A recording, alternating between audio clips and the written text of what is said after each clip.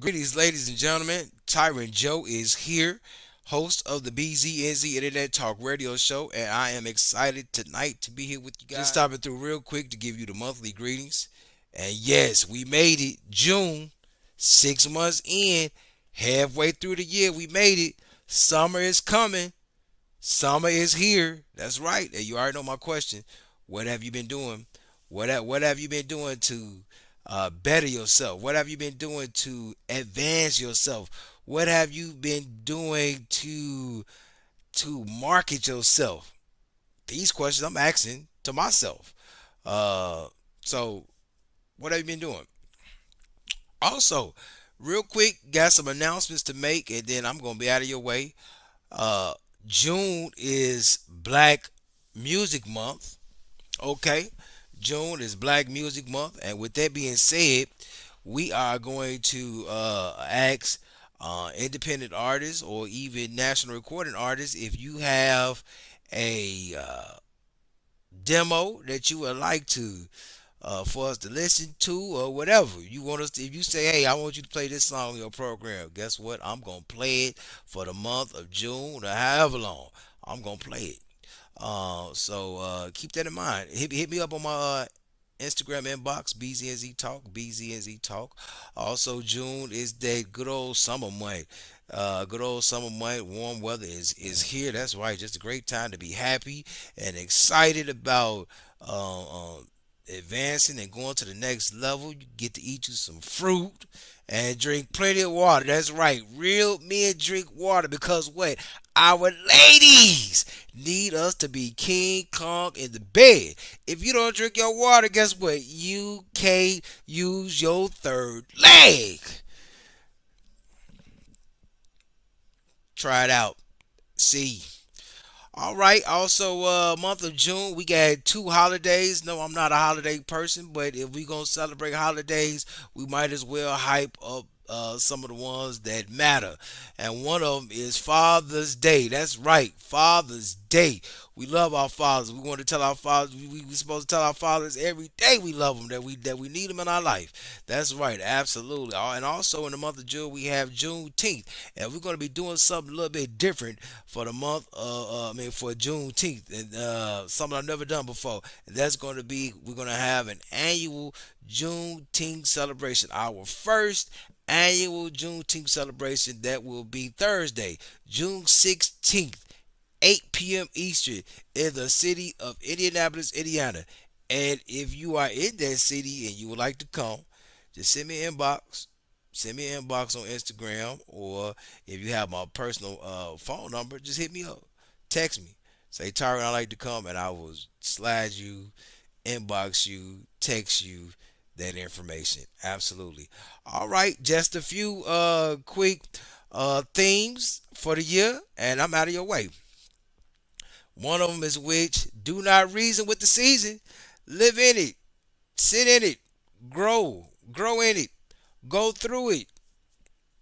Also, conversation with the clergy. Oh man, how many has been really getting blessed and just been really just really just been enjoying those conversations with the clergy. I don't know about you, but I really have been enjoying them, and we got 6 more months. We want more clergy to come through. We want more clergy to come through. Absolutely. And last but not least, be a friend and not a twin. Hello. The matching of energies must cease.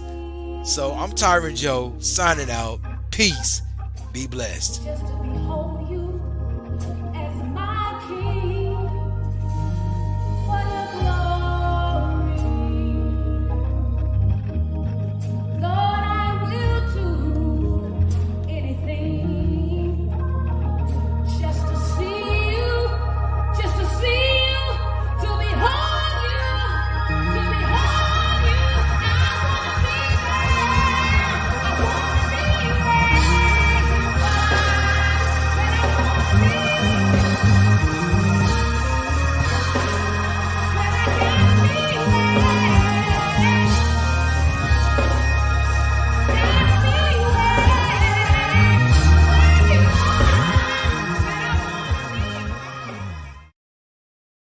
Greetings. Thank you all for tuning in to the BZNZ Internet Talk Radio Show. We are so excited and happy to have you here tonight to be with us in our broadcast live stream. Just a few housekeeping chores before we get started and your gracious host comes online. Tonight you are in one of the best places that you could ever be, and for that you should just go ahead and give yourself a round of applause.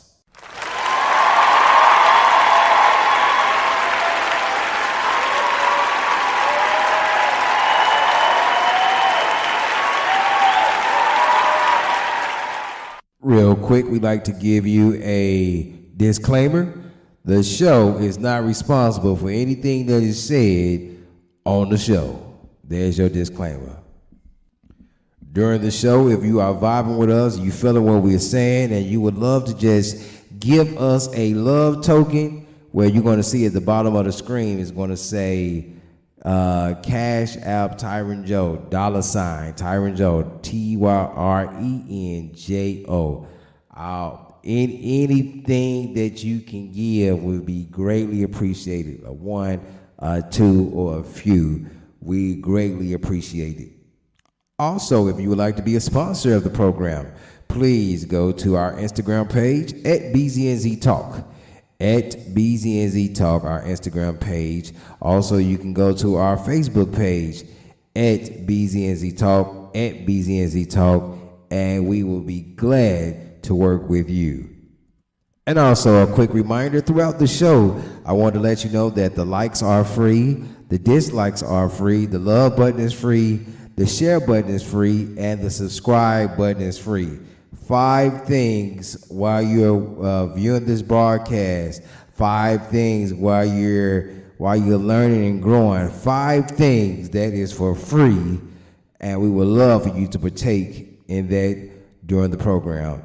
Last but not least, once again, we want to thank you all for tuning in to our program, our broadcast, our live stream, because you are the ones that run the show. Thank you all. Peace. Be blessed.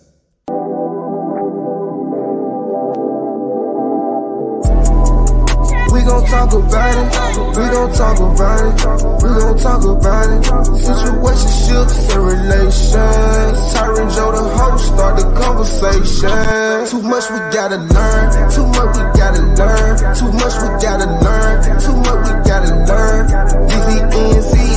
BZNZ, Internet Talk Radio.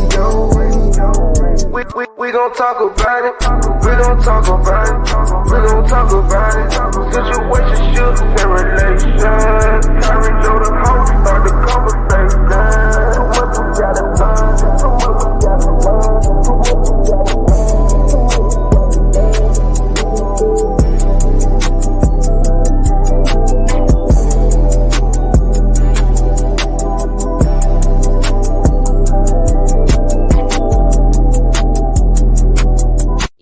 You are now tuned into BZNZ Internet Talk Radio, where the relationship talk is the conversation that never sleeps and the payoff is never cheap. Well, you know how we do it. You already know how we do it. We got to play that song one more again. We got to get hyped because we got a special guest in the building right now. Let's go.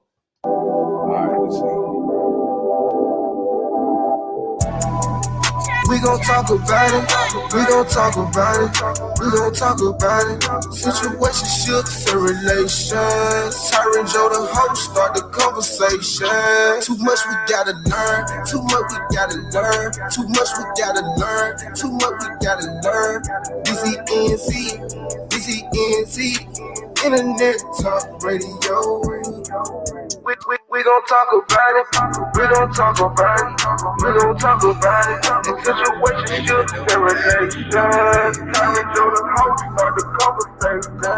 Too much we gotta learn, too much we gotta learn, too much we gotta learn.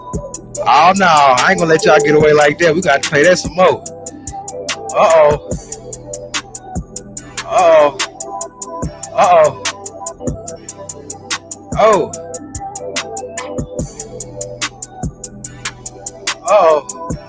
Too much we gotta learn tonight, y'all. Man, I need a mixing board. I need to get my DJ scratch on. Ooh wee. Uh-oh. Oh man, we ain't gonna hold you long tonight. We ain't gonna hold you long at all tonight, man. Welcome, greetings, everybody. Tyra Joe here, BZNZ Internet Talk Radio Show, where I am your gracious host. Man, we got a special show planned for you tonight. I don't know what's gonna happen, but I know we're gonna have ourselves some fun, and more fun. Uh-oh. Hey, check this out. This is what we're gonna do, y'all. We gotta promote where we are at tonight. That's right, we gotta promote where we at tonight. We are, I know you see it. Let me raise this camera up a little bit. We are here at the Cliff Robinson Podcast Studio, Scoop Studio. Man, shout out to him for allowing us to be here tonight. Please, please, if you are business and you want to put an ad, hell, you don't even have to be a business. You just want to put an ad in the paper. Call this number right here, area code 317-475-0615. That is area code 317-475-0615. Let me get back to my music. You know what? I'm feeling led and compelled to start tonight off with a scripture. I don't normally do this, but it's a scripture that's been whooping me up. And it says, you know what? Give this scripture to the people, and bring this camera back down. It said, give this scripture to the people tonight. And that is, what is this? Psalms 27, verses 2. It says, when the wicked came against me to eat up my flesh, my enemies and foes, they stumbled and fell. So, hey, that goes out to everybody that is out there that's stumbling. Everybody's got a problem. Everybody that's going through something. Your enemies that's trying to attack you. Your baby mom's got you paying all that child support. I'm here to let you know. Whatever it is, hey, they gonna stumble and fall. Let me get up off of that, because we've been in a whole totally different direction tonight. A whole totally different. What's up, John? I don't know who this person is right here, though. They said what's up. I say what's up back to them. You know, it won't give me their name. But man, before I introduce my guests, I got some more to give you guys. Please, ladies and gentlemen, please take your vitamins, take your multivitamins, take your one a day, take your trace minerals. You know what I'm saying? We want to keep you here on the ground. We want to keep you sound on the ground. Take all of that good stuff. And of course, real men, of course, real men drinks water. That's right, because what? Our ladies. That's it. It's all about the ladies, y'all. It's all about the ladies, fellas. Our ladies need us to be King Kong in the bed. You don't drink your water, you can't use your third leg. How many of y'all want to be able to go home at night after a long day's work? Oh, my man, what is this, Christian? Is that wait, is this the Christian audience that's watching this over here? I'm sorry, Christians. I'm sorry. But I'm just trying to keep it real for a minute. I'm just trying to keep it real for 1 minute, and we're gonna get up off of it. We just trying to encourage our men. We just trying to encourage the men how important it is to drink their water at a time like today. Oh, this podcast off bread. I gotta go. What? I'm just saying it's important to drink the water. I'm concerned with you talking about third legs. I'm confused. All right. right, okay, we off of it. Hey, but hey, guys, drink the water, guys, ladies, everybody, drink your water. Drink your water. But hey, you know what? We are joined in the studio tonight, man. We about to have a ball. Man, I gotta get my button ready. Hold on 1 second. I gotta get my button ready for this one. Hold on. Ooh-wee. Ladies and gentlemen, introducing Miss Wynn James.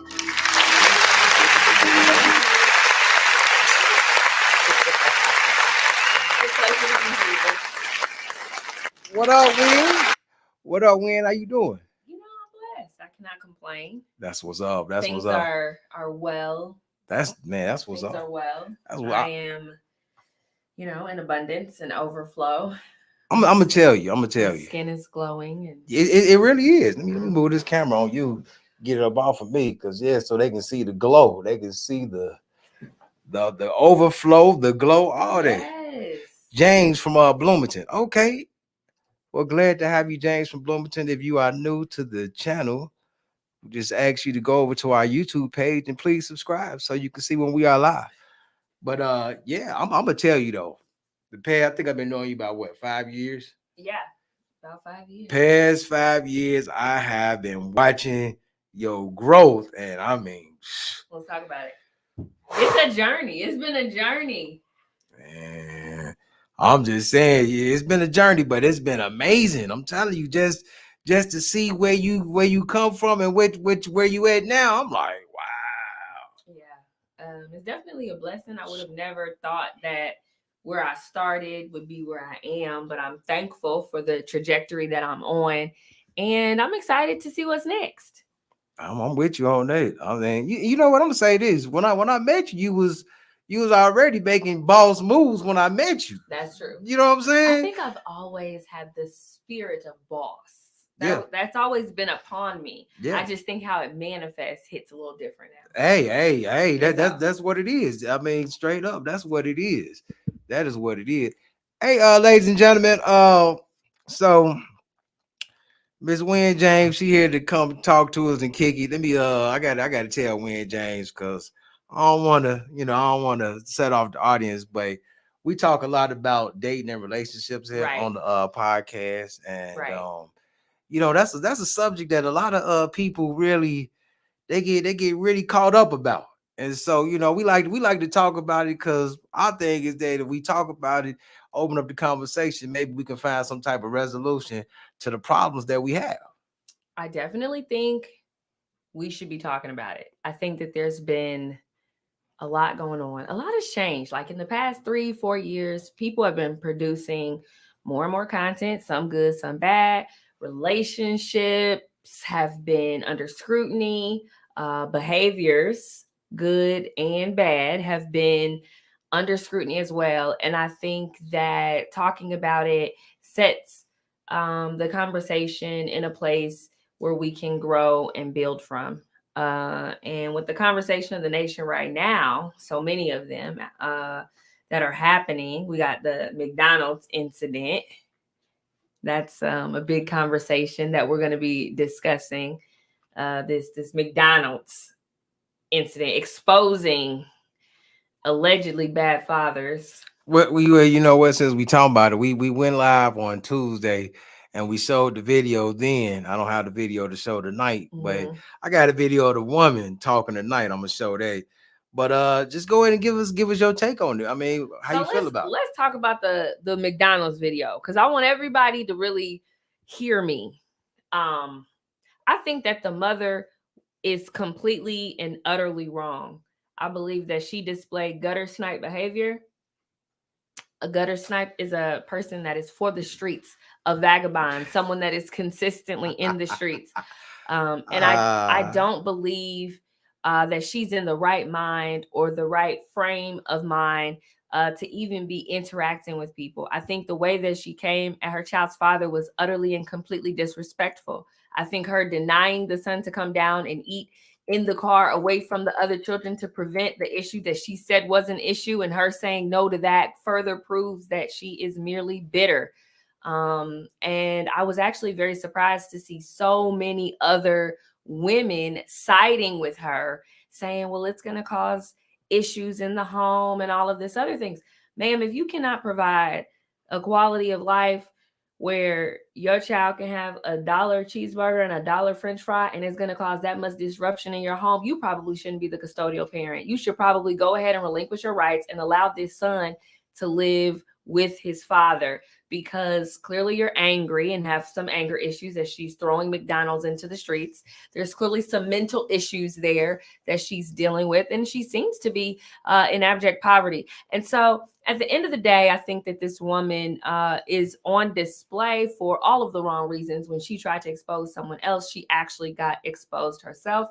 And the women that are agreeing, I take issue with that. I take big issue with that. I think that anytime we're in situations, one, and we're allowing women to disrespect our men while we're rearing our sons is a problem. Yeah, it's come out now that they're saying that it was all for show. It was because she's a huge TikTok fan, and so personality, and so she and the guy, they staged this. This is what's coming out now. That's what they say. But I'm gonna say this though. Okay, we'll go with it being staged, but I know that does happen in real life. Forget that. Even if it's staged, all the women that were agreeing with her gutter snipe, trash, low down, dirty behavior, were y'all staged? Were y'all a part of that too? Oh no, so those reactions were real. Right. So those representations of how a woman should never act were real. Okay. That's what I'm saying. We're gonna still go with the scenario because it happens every day where you're gonna have a situation where a young lady might have 2 or 3 baby fathers, and only one of them out of the 3 is taking care of their kids, and they're gonna make that man be responsible to take care of all the other kids because they can't get the other kids' father to act right. So they got this one. They putting all the weight and the pressure on him. So even if this was a whole entire made up scene that had more drama than a Tyler Perry flick, the mindset and the response of the women who were commenting, who were saying he was wrong, who were saying all of that stuff, they are real, and they behave in this manner, and they agree with how she was behaving. I take issue with that. So I do too. If the video was fake, the responses from women who felt like her behavior in that video when they thought it was real was appropriate. And it is completely inappropriate, especially as a woman that is raising a son. Especially as a woman that's raising a son. I think that women raising sons are tasked with basically. Well, you know what? I want to get on that. Let's talk about it. No, since you talking about women raising son, I'm gonna get to John real quick. Okay. John, that's one of my co-hosts. He said, I'm gonna type it again.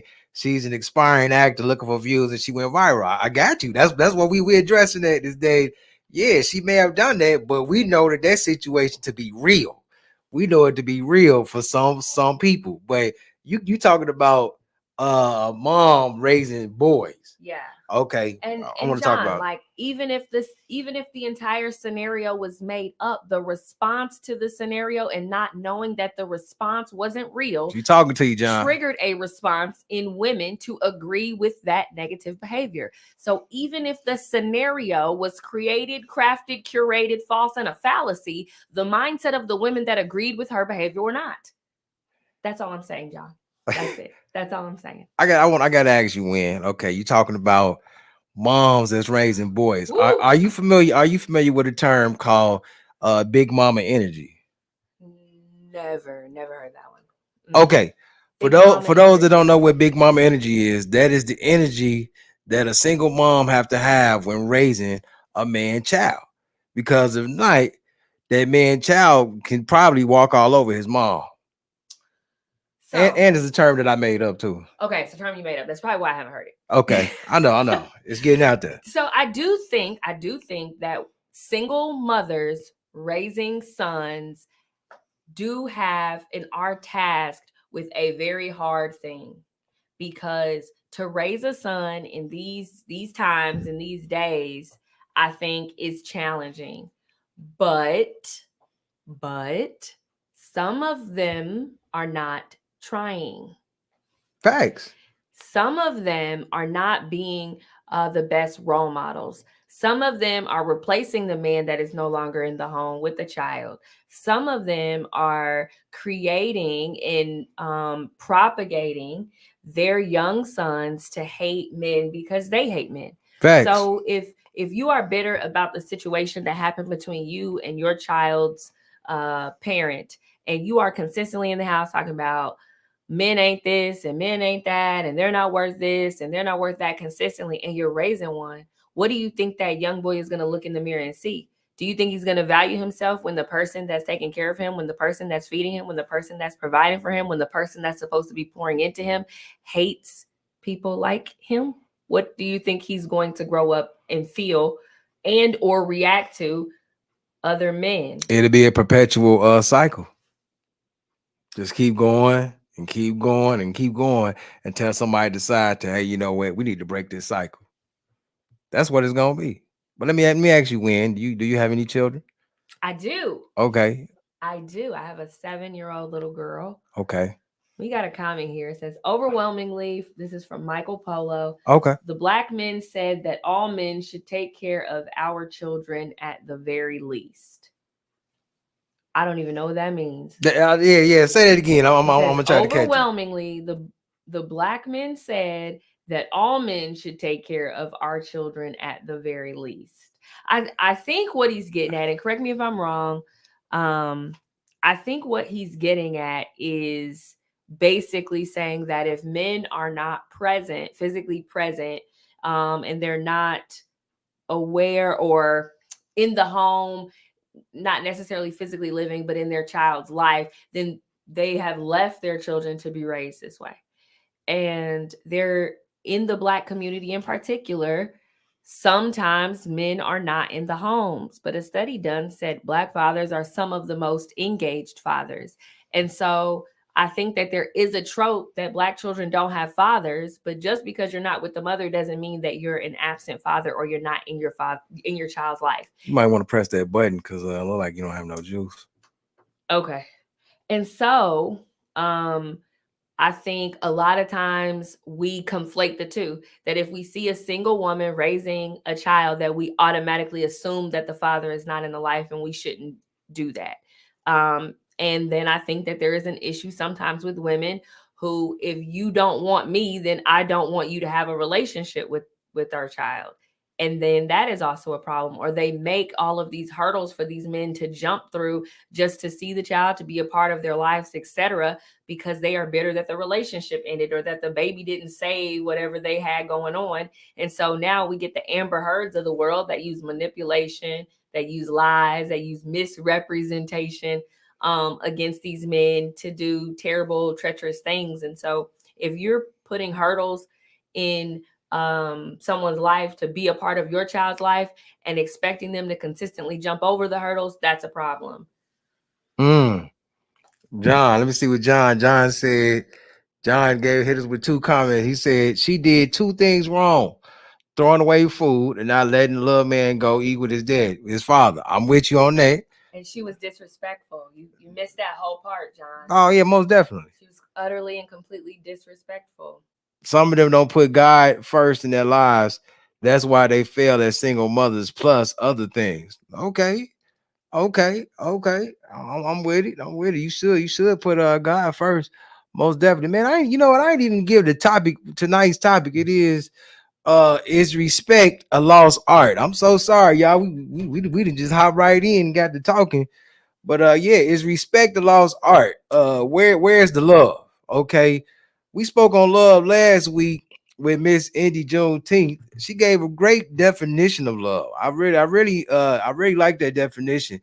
But here's another definition: it is loyalty plus sacrifice. Hello, being loyal and also sacrificing.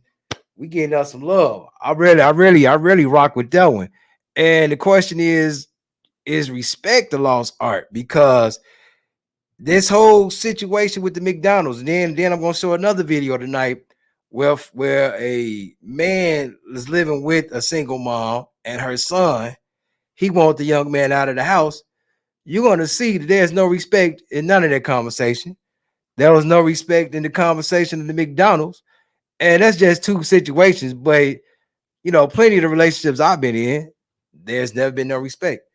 And that's the question. We want to know, is respect a lost art? Because as I spoke last week with Miss Indy Juneteenth, I said here on this platform, when I'm teaching and talking to young men, or when I'm at my job working with kids, I talk to them about certain things that they never even knew what to do. I tell them about it. Like, when you as a man is greeting a woman that's either married or a woman that's single, you can't greet them both the same. Hello. As a single man, I have to be aware that this is a married woman. I can't say certain things that I say to single women to this married woman, because what? That'd be disrespectful to her and her husband. So I got to watch the words that I say. I got to watch how I carry myself. What's your take on that, Miss James? I don't think respect is a lost art. I think respect is a lost action. Okay. So I think the art of respect exists. We know what it is. We know what it looks like. We know when we receive it, and we definitely know when we don't receive respect. But it's a lost action, as in people today, the young people, our generation, and the younger ones from us, they're not practicing respect. Actionable respect. They are not respectful to their own parents. They don't even respect themselves. They're not respectful to their elders. There is the action of respect has been lost. And I think that there has been a large mindset shift in our generation and younger. This pervasive idea like, well, respect is earned, respect is earned. Well, yes, respect is earned, but you should be respectful to people who haven't done anything to you. There is common decency of respect. If I walk into a room and you're in the room, I'm going to speak. If I walk into your home, it is your home. I'm going to greet you. There's just some things. I remember one time, and I'm not going to say who, but somebody in my family woke up in the morning, walked in the kitchen, everybody's in the kitchen, and they didn't speak and say good morning. And that was a big issue for my grandfather. You always speak when you walk in the room. You always have some type of a salutation to the elder in the family, of the church, etc. And so we have transitioned from thinking that respect and common decency is something that everyone should get, to basically treating everybody as an enemy until they prove otherwise. And so respect, I think, has been a lost action for some time. Yeah. We got some comments. Okay. So many comments. Go ahead. Read them all. Ooh, I don't even know. I don't know what you did with that. Okay, we got Terry Dove Pittman. She said, it's hard for people to respect others when they do not respect themselves. It's hard to have respect when self-hate is running rampant. Talk to us. Ooh. Talk to us. I agree. We got Devon. He says, it was about her trying to make him look like a bad man when he tried to show he was a good man. Yes. Mm-hmm. Yes. All right. We got Mary Ann G. Jackson. She said, Michael Polo, you were right. The men who responded, but they were looking at a dude paying for all the children. Nobody wants a child not to eat. However, that wasn't the point of the question. The mother was all the way out of pocket, in her humble opinion. She could have dealt with that in many better ways. So let's go back to Terry's comment that it's hard for people to respect others when they do not respect themselves. And it's hard to have respect when you hate yourself. So let's talk about self-hate. Go ahead. In the Black community. Oh, I'm all ears. Let's talk about it. So all of you guys that are on my live. Push this cord up in there. Yeah, all of you guys, I'm going to just, it's done. This live is going to end, but if you go down on my page, there is another live I ran out of juice. That's where I've shared this, so you guys can comment on that. But this one is going to end, so please go to the link that I shared so that you guys can be and stay a part of the conversation. Appreciate you all. Self-hate. Let's talk about it. Self-hate.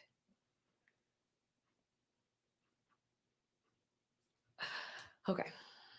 That's a big topic. Oh, I'm listening. I think that specifically in the Black community, we a lot of us, not all of us, but a lot of us have been lost.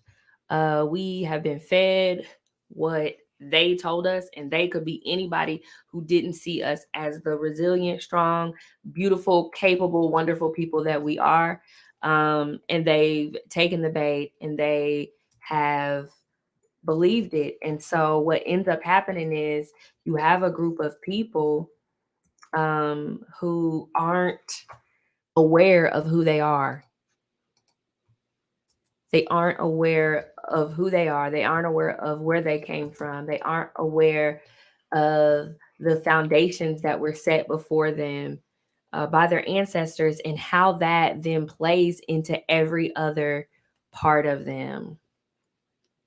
And so it's actually really sad. It's actually really sad as a people that we have gotten so far down this path where we see it in specifically poverty-stricken communities where we don't even value each other's life, where I'm looking at someone else as a come up, or I'm looking at someone else as a lick, or I'm coveting what they have because I don't have. And so this poverty mindset, this lack mindset is something that is very pervasive, I think, in the Black community. Let me ask you, what do you think, or can something be done to cure this? Yeah, I think that a lot can be done, but are we willing to do the work? Are we willing to even be honest enough with ourselves to discuss where we are and to discuss our mindsets and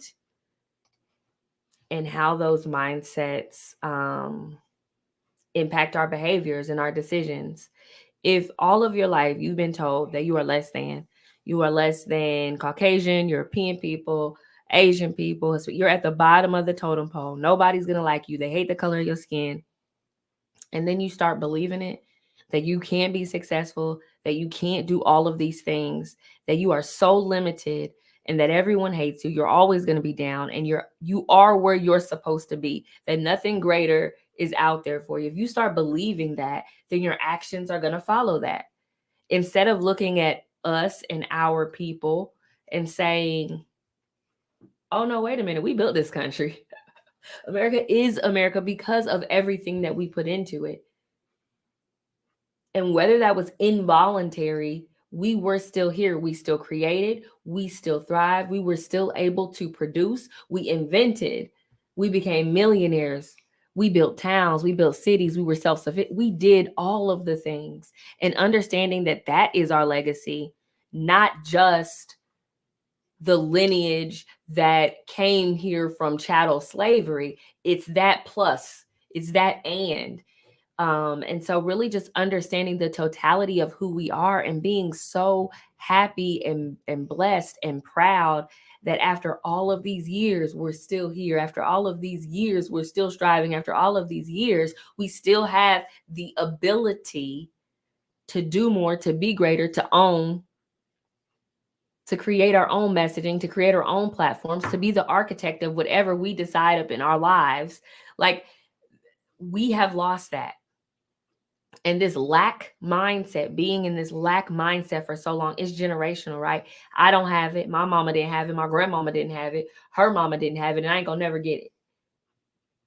Or I just need to get it how I live because there's nothing greater out there for me. A lot of times we can't be what we can't see. If I didn't see somebody that looked like me do it, it's hard for me to conceptualize in my mind that I can be it. And I think that has a lot to do with the media. It has a lot to do with white supremacy. It has a lot to do with this idea that we are inferior and other people are greater than us.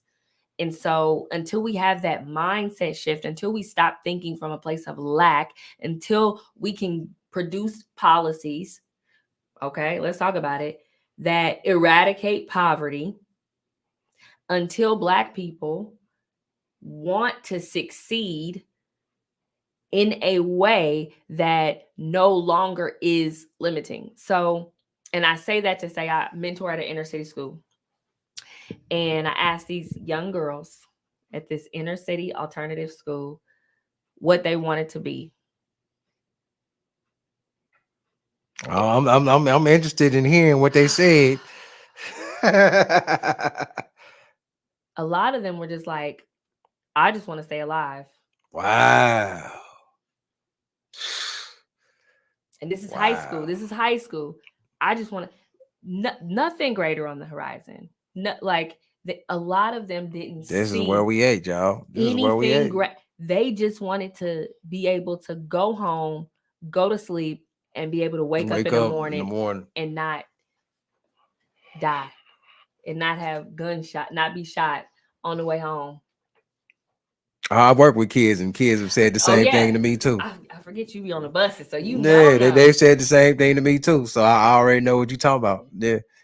So when you're in survival, how can your brain trigger thriving? How Come can on. you trigger abundance? How can you trigger success? How can you trigger ownership if you're just trying to survive?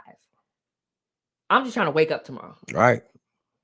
Short term. I can't even long term plan. 5 years when I graduate, I don't even know if I'm graduating. I'm just here in this class. Be thankful that I'm here in this class. And so, and a lot of them also don't have female role models. Mhm. We talked about, what does it mean to be feminine? Ooh. Right. And so I'm talking to these high schoolers, and they're like, some of the stuff that they said I won't repeat on air, but just a complete misconception of what it means to be feminine, what it means to be a woman. And I asked, who taught you how to be a woman? And a lot of them were like, we don't know. We just kind of learned from YouTube. Like, was it your mother? Was it your grandmother? Who taught you how to take care of yourself? Who taught you how to clean your body properly? Who taught you these things? And a lot of them learned from other people or picked it up off of YouTube, or they just kind of figured it. They fumbled through and figured it out. I'm so glad you saying that, because these are some of the questions that we ask. These are some of the questions that we talk about, and we get so much ridicule for saying this, but that is so valid what you said. Who taught you these things? And even with the men, who taught you how to, personal hygiene, or do you even know personal hygiene? Because we talk about dating and relationships here, and it's not just about your pocketbook. It's not just about how you dress, but also, do you know how to wash your body? And again, that's why I talk about when it comes down to our health. Real men drink water. Yes, it's sexual in nature. Yes, it's comical, but at the end of the day, we encouraging men to drink water, to really, get in tune with your health, so you can stay here on the ground a little bit longer. That's our whole thing. We're gonna bring in some of our panelists. They sitting, they fired up, ready to go. Let me see, Mr. D, you ready? D, ain't even paying attention. You muted. You muted.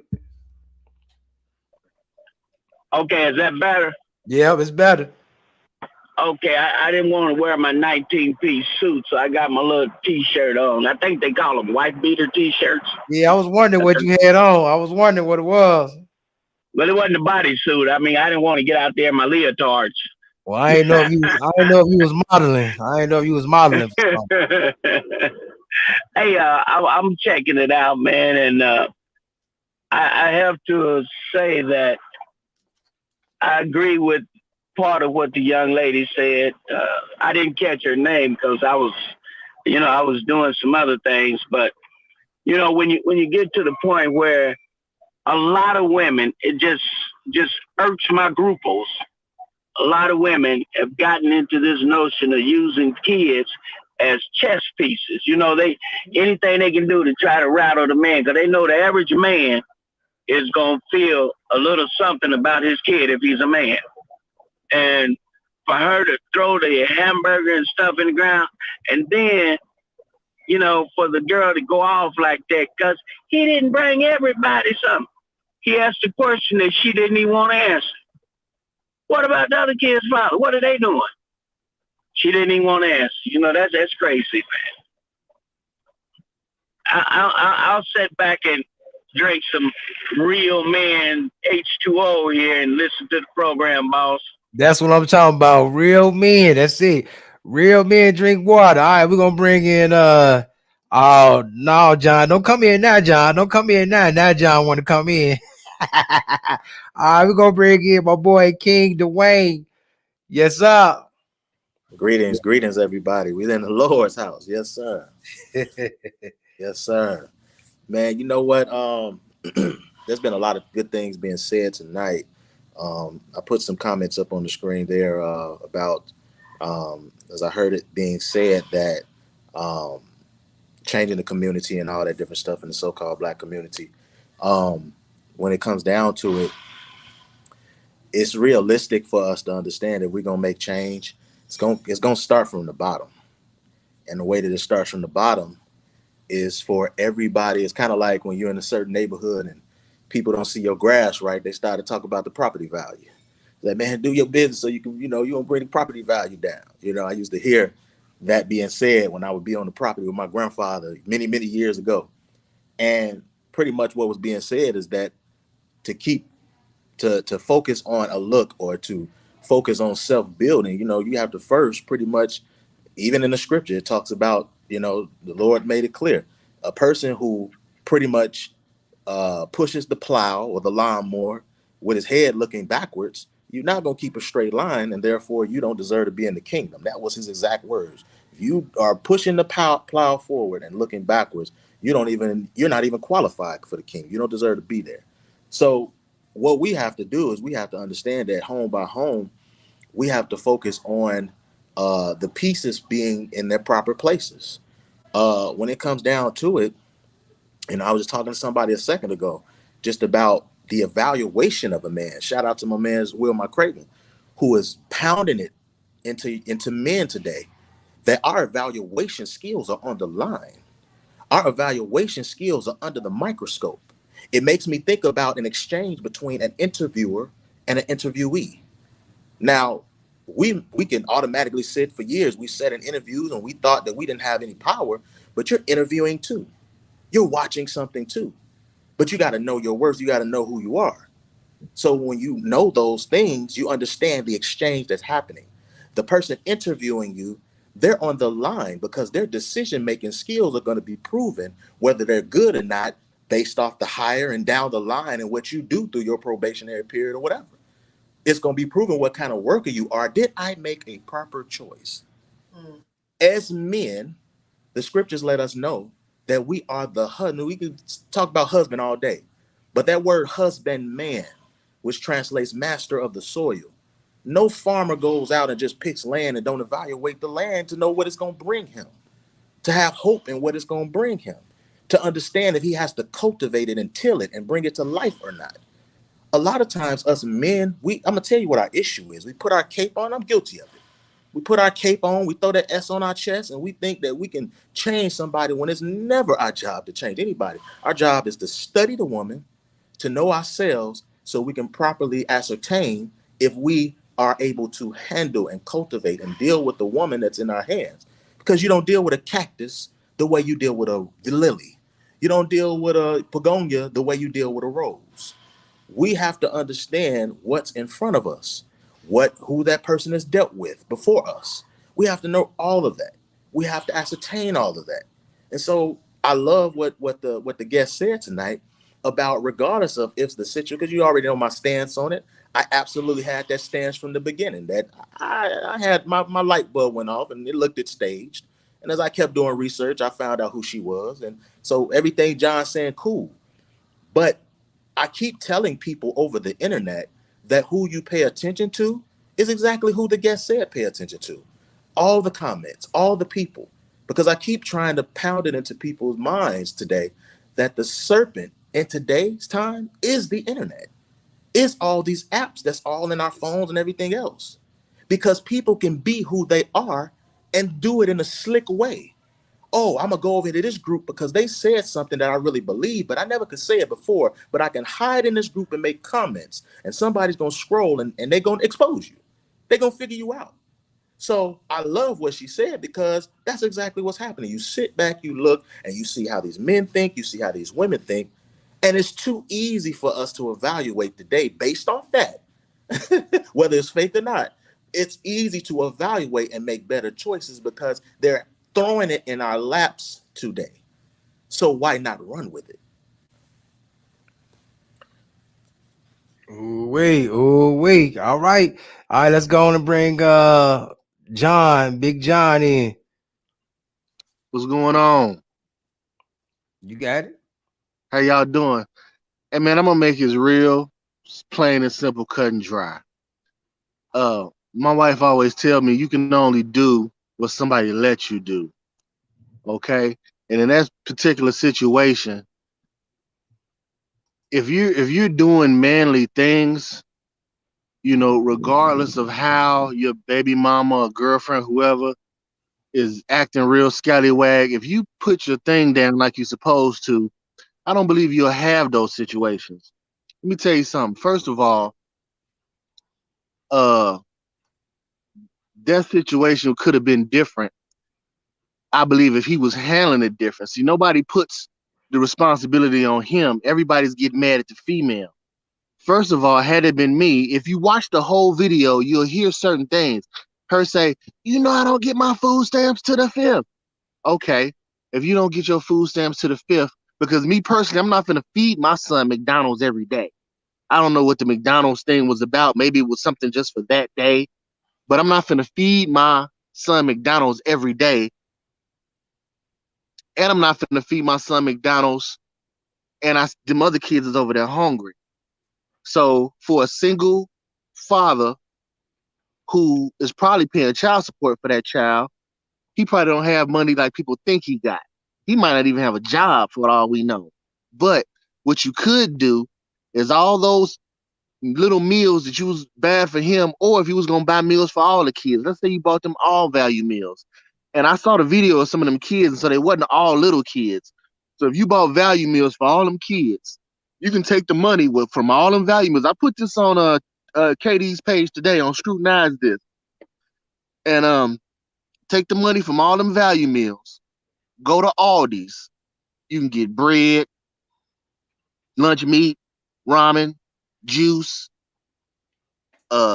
big bag of chips. You can get enough with $20 a little more that can at least feed those kids for a couple of days. So what I would have did was been like, yeah, I'm bringing my son McDonald's, but chill out because I'll be back with some groceries. He ain't gonna know. He gonna ride with me, and we about to go get some groceries. And I went and got her some groceries, You think she's some the type cheap of woman Aldi's that I could afford. Then I would have took it to the next step. Go to a pantry. If she hurting that bad, go to a pantry, get her some buku food. They would have gave her buku food at the pantry and take that food from the pantry and take it to a crib. And everybody eats. So I don't understand, you know what I'm saying? Like, what's the problem? If you put your thing down like a man, it wouldn't be all of that. All of this, Yeah, I She's so feel you. disrespectful. If he would have been checking her, plus doing what he supposed to do, it wouldn't have been none of that. Yeah, I feel you. Hey, I'm gonna make this announcement real quick, and then we're gonna ask John. Ladies and gentlemen, if you are coming on this panel, I asked you all this the other day. Please bring some headphones because sometimes we talking to you guys while y'all are talking, y'all can't hear us. So my guest, Wynn James, she had a question for you, John. Go ahead. Do you think that woman is the type of woman that's gonna cook? She got 5 kids. She better cook. She better cook. If she can go, that question. I mean, if she can go to YouTube and learn the latest TikTok video, you can go to YouTube and learn how to scramble eggs. And I know she know how to make ramen noodles. You know what I'm saying? It's you don't always have to, you know what I'm saying? Fried bologna, ramen noodles. Then you step it up and then you, Do you want your kids eating ramen, top ramen all the time? I mean, no, I do not. We can dip off into it, but you know. But I want the kids to learn to be self-sufficient. If mama's not home, I think they know overall, how to make ramen. They know how to make fried bologna. there's multiple breakdowns, right? Like, sir, why were you attracted to this woman in the first place? As this person said, he should have never impregnated her. I would 110% agree. She just doesn't seem like the type of woman that's cooking. especially considering the way that she was acting about some of the things that she was saying. But I think the bigger problem is not this situation or scenario. It is because if this is false or fake or fictional or a fallacy, it's really just the mindset of the other women who were agreeing with her behavior and saying like, oh, well, he must be broke then. I mean, understanding that something is not someone's responsibility. And if they do choose to do something nice for the rest of your children that are not their responsibility, then that is just a blessing to you. Yeah, I would have bought them all some McDonald's. I would have. Right. That's just because I'm a school bus driver. I do Right. stuff And like maybe that. like one off, but you're not gonna do that every day. No, I wouldn't do that every day. You wouldn't do that every day. No, you're not gonna do it every day, but at the end of the day, it's the man's job. Even if he's not with her, he know what kind of girl she was when he met her. She was busting it open. He didn't wear protection. She wasn't, using protection. They had a child. Now, for him to be a man and for that to be his child, and that to be the mother of his child, he needs to be a man and school her. So when he's bringing those groceries and letting her know, hey, look, I'm doing good right now, woo, but 6 months from now, they're talking about going on strike. If this happens, what you need to do is this. You need to know how to go to this pantry. You need to learn how to cook. You know what I'm saying? You need to, understand that your other baby daddies, what they're doing now is probably not going to get all the kids some food like I get. They might just get their kids some food. So you need to be prepared for that. Whether you like what they're doing or not, baby girl, you need to be prepared for it. We need to be schooling our women. You know what I'm saying? Just like our women need to be schooling us. These niggas out here, excuse my language, these guys ain't got no manners. But why don't they have no manners? Where are the sisters teaching the manners? You know what I'm saying? Like you went to the school and you taught the girls about femininity. Me and Tyron worked with children for years. Boys and girls, adolescents. Ty, I tell you, we had to yoke up a many kids. And all the times I worked with girls, I made sure my clothes were clean, pressed, and I made sure I smelled good. If we went from building to building and they go in the door, I said, stop. Now y'all come back. Now tell me what y'all did wrong. They don't know because we're not teaching each other. What y'all did wrong is y'all are walking with a man and y'all didn't let him open the door. When y'all are walking with a man, even if these staff members here and they're men, let them open the door for y'all. These little scallywag boys you like that y'all running behind, teach them how to open a door for y'all.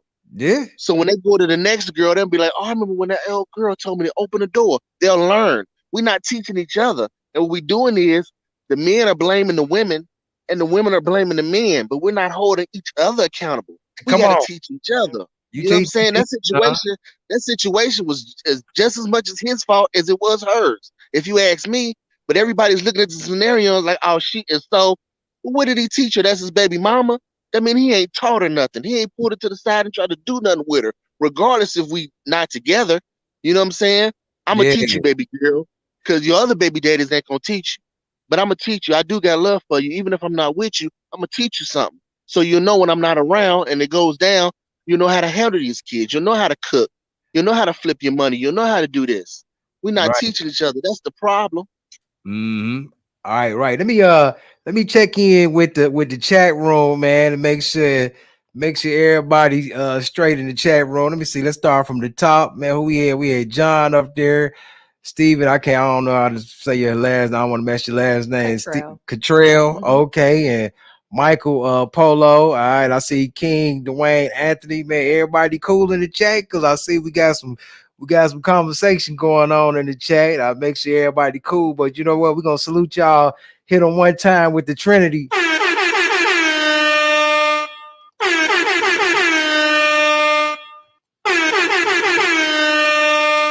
How you feeling? How you feeling? Win James. They digging you. The panelists, my co-host of men. They are digging you. I agree with Michael. Hold on. What did he say? Michael. Mm-hmm. Oh, it ain't even. Wait, is it hitting the screen? Hit the screen. There it is. Her parents are supposed to teach her. Facts. So what Mr. John was saying, I wholeheartedly agree. But at this point, at this stage, is it that man's job to teach this woman how to be a woman? At this stage, is it that man's job? They have a child to teach that woman how to be a woman. No. She should already know that. He should be solely focused on the health, safety, progress, and prosperity of his seed, even if that means removing him from her care so that he can have a better life. But you know what? You know what, Win? I'm gonna tell you, this is one of the reasons why.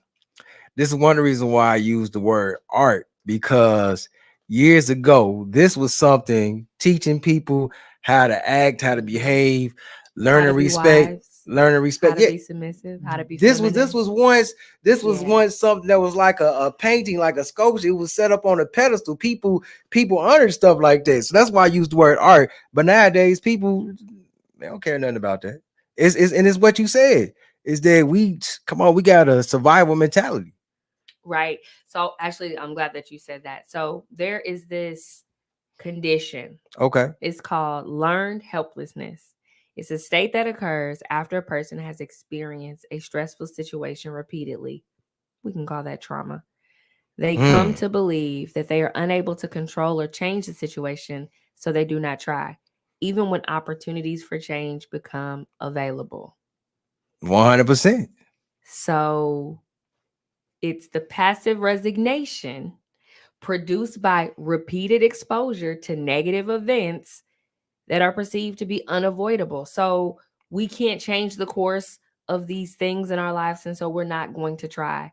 And I think that a lot of people in the Black community suffer from learned helplessness because we've seen things happen to us, to our parents, etc., fighting the same fights that they did, feeling like there hasn't been progress. We've been peddled lies to by politicians consistently and accepted those lies. And so I don't want to go in on that. we are, in a place, in a space where a lot of people have learned help. Like, it's not going to get better. So even if an opportunity presents itself, even if I have a man that's trying to teach me how to be a woman and how to be feminine and how to care for my sons and how to provide in a way when a man is not inside the household, are we even in a mindset, in a place that we are able to accept that and not think that that's a challenge or calling me a bad mom or all of these other things? And so I just think as a group, as a whole, one, we have to be mindful about who we're deciding to procreate with. That's important. Extremely important. Especially now, right? Why especially now? Now that Roe v. Wade has been overturned and it's a states' rights issue, especially now. Yes. Or y'all gonna be having a lot of medical tourism happening. Ooh. Right? They'll travel for BBL, so they may have to travel for. Okay. Where's companies out there that say that they'll pay for it? Exactly. So that's. I don't know, but are companies paying for BBLs? No, they're paying for those out of their tax checks from those children. Wow, using the kids' money. When you better stop. Anyway, we gotta learn helplessness. But I do. Let me talk about a little bit about my journey into femininity. Oh, hey, I'm all down. I'm all down to hear that. Okay. Yeah, but I want to ask you though, are you dating? Am I? Excuse me. Dating, courting. Are you entertaining anyone? That is such a great question. I think I'm gonna answer at the end of the show. So you're gonna have to wait for that. All right, go ahead. We listening. I'm all ears tonight. You're gonna have to wait. So you're gonna have to stay on. I will tell you before the end of the show if I am single, taken. I'm looking at your hands right now. Yeah, I mean, I don't have any rings on this hand. I don't have any rings on this hand. But I don't do. Why you put me on the spot like that? Got me all off course. Okay, let me get it together. Yeah, he said it was go ahead and show that. He said it was an expert level. Hey, this is why I do what I do. But go ahead, I'm listening. Expert level. I am pivoting. I'm pivoting right now. But I will answer the question. It'll be a very direct answer. So I have a daughter. She is 7 years old. Her father lives 3,000 miles away. And is not as a physical presence in her life. And so for years, I've been a single mother, and I, through that journey, have been hardened, and through some childhood trauma. So I was a little hard and rough around the edges before, but really through being a single mother, being a sole provider, what it did was it created this level of grit and determination and force and masculinity within myself. I had to say it, within myself, to be able to carry the load of being the sole provider, the sole physical person there, the only person that is responsible for this child's life, the blueprint and the single blueprint in providing her with a quality of life that I could be proud of. And it was a very hardening experience. Tapping into being a provider as opposed to a nurturer. And a lot of women, I feel, a lot of single mothers are in that boat where we are hardened by circumstances of our own decisions. Let's be honest, because we chose our partners and we didn't always make the best choices. And so it wasn't until I was probably around 29, 30 years old that I began to desire something different. And so I've been in long-term relationships with people for like quite some time. And there was like always kind of this like common theme in these men. And I was trying to figure out like why I was attracting emotional men. Yeah, let's talk about it. Emotional. And not like logically emotional, or like they have emotions that they show when the time is needed. I mean like emotionally unavailable or emotionally dependent. That's a good question. It's a real good one. But I'm listening. Yes. Oh, okay. I will come to that. And so what I decided to do, because I, at this point, at this place, I needed to pivot. And I was like, I need to tap into my nurturing spirit. I need to tap into my feminine energy. I need to be able to blossom and be soft and not be hard all the time. And so I went to my mom, who's been married for, I think, she's gonna kill me because they just had an anniversary like last week. I'ma say that they've been married for 45 years. Okay, let me see. 43. Dang, 43. I was close. 43 years this year, and they're still in love. And so I went to her, and the first question I asked, congratulations on the 43 years. Yes, congratulations. First question I asked my mama, I said, Mama, why didn't you tell me I was masculine? And she said, I thought you knew. I was like, what? Ma, I was like, I don't want to be this way anymore. I no longer desire to be this way. I want to be feminine. I want to be soft. I want to be taken care of. I want to be a damsel. I desire. I can see all of it. Thank you. I desire for a man to come into my life and not ask me what I bring to the table, but understand that my essence is enough. Understand that the femininity that I bring is enough. And they ain't got to bring a table because I just want to sit at yours, sir. I just want to sit at yours. Stop. Somebody come get her, y'all. Tell us. I just want to sit at yours. That's where I'm at in life. I don't want to work hard. I don't want to struggle. I don't want to struggle. I don't want to be a provider. I don't want to be opinion to myself. I don't want to be a boss, the boss. No, I want to sit at your table. Oh, you go out. Yeah, you go get the bacon. I'm gonna fry it though. And if I don't know how, I'm gonna learn how. I'm currently in domestication class. I'm learning how to cook. Somebody come get her. Somebody come get her. So it's a funny thing is I started with plants. I started growing plants and nurturing plants. I know it's crazy. It's crazy. But like it helps. Rainbow, that's confirmation what you talking about. I started reading this book about plants and how to grow plants, how to nurture plants.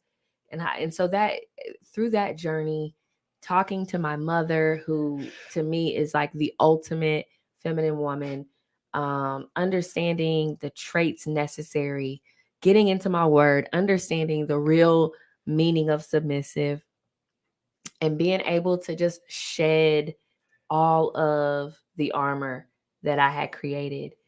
And it has completely and utterly changed my life. It changed how I see people. It changed how I valued Black men. It changed my desires and what I wanted in a partner and a mate. And it changed characteristics and traits that I didn't look at before that I look at now, right? And so, for instance, I used to date guys that I found attractive or maybe had a cool vibe, but now, what is your vision? Ooh. What vision do you have for your legacy? What type of legacy do you want to leave? What kind of lineage do you want to have? What are you building? Right? So the questions that I asked changed. The type of men that I was attracted to, all of that changed.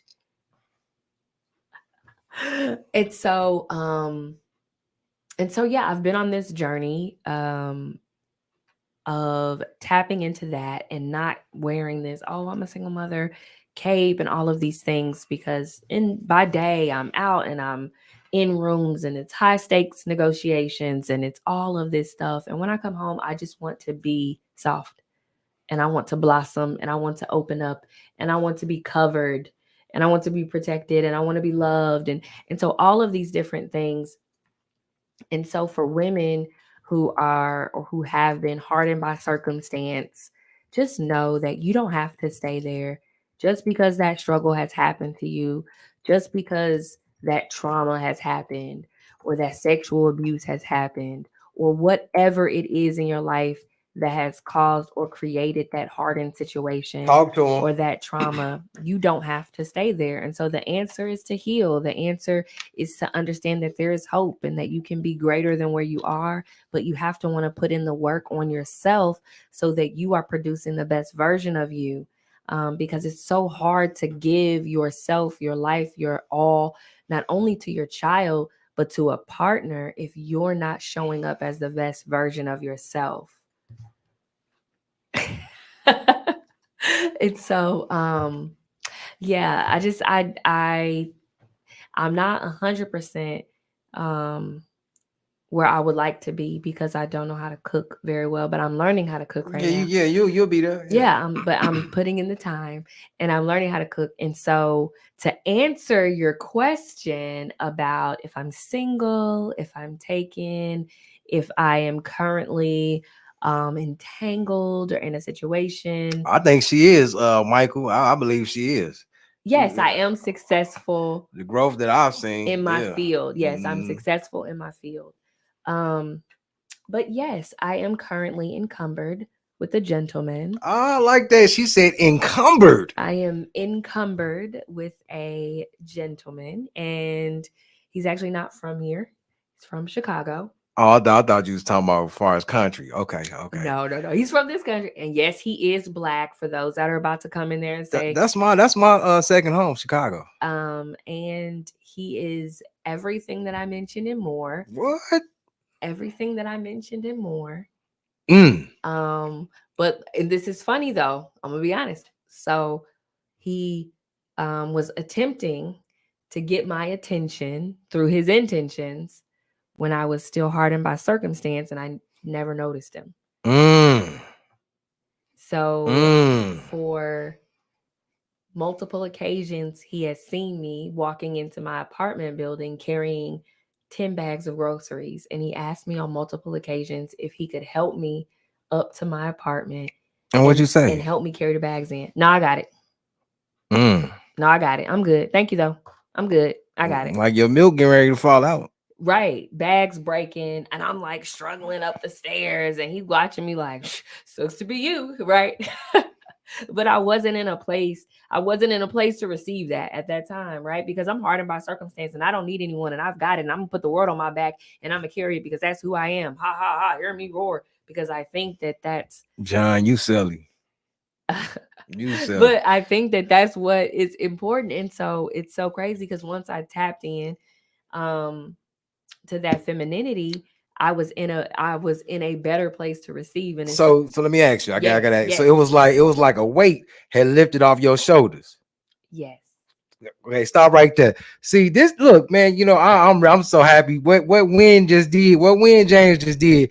She just confirmed all of the teachings that I do, all of the teachings that King Dwayne do, everything that Mr. D talks about. She just confirmed it because I've said it so many times on my post on Facebook.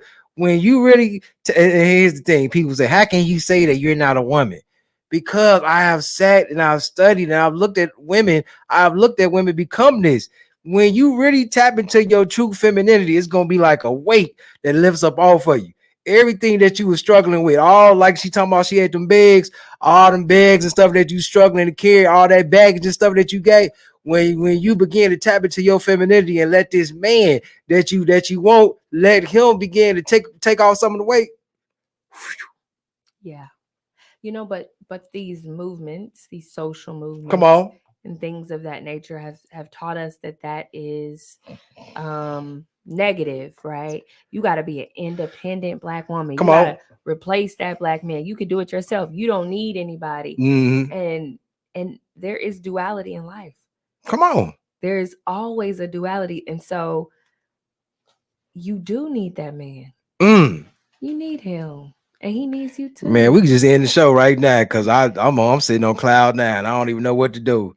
Like you Oh my need God. each other. There's things that you can provide to him that nobody else can.